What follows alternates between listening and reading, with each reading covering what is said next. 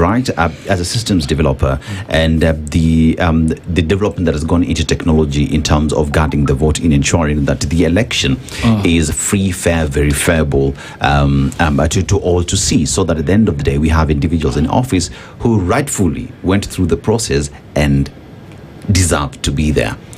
What struck you to say that I want to come up with a system that will help sanctify the process?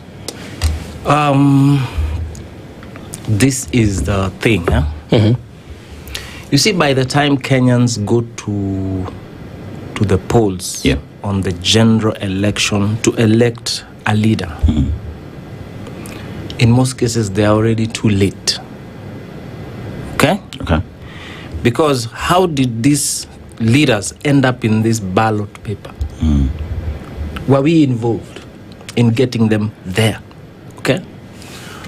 For example, if Mr. X is the best leader we could have, and we know he can take this country to the next level, all right, and he doesn't end up in the ballot paper, then we are going to have to choose from the options that will have been available there. Now, it is important for Kenyans now to be involved in the entire process, starting with the identifying of correct leaders and the eventual processes that will lead them to actually appear on the ballot paper. Now, currently there's this debate of the flag bearer. Okay. For time immemorial, we've had politicians sit in the boardroom and purport to choose a leader for us, and they then decide who is going to end up on the ballot paper. Then when a mwananchi wakes up in the morning on the voting day, all the options you have are those that they decided. Okay? So this process does not start on the voting day. This process starts on the actual identifying of the candidate or the candidates that are going to end up there. Kenyans are woke now, okay? So gone are the days when politicians and leaders are going to sit somewhere and purport to choose certain people for us. And we know the criteria they use is basically, it's not meritocracy. Okay? So now,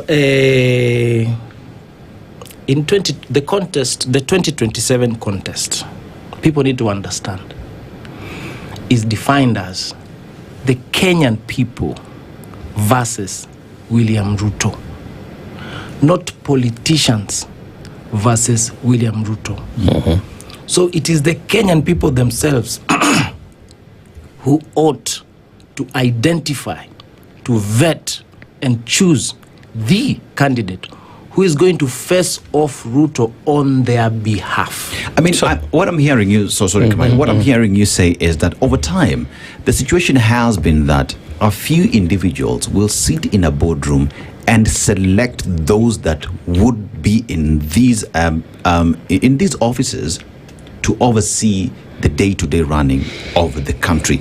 That Kenyans have never been given an opportunity to set the agenda, to set the criteria, to set the qualifications, and to set the do's and don'ts when it comes to the election. Because at the end of the day, if at the election day, on the ballot paper, what you see is people that have been set for you on that voting day, you don't have an option at that point. That it's critical for Kenyans to be part and parcel of this process from the word go, not only during voting day. Yes, the entire process. And now,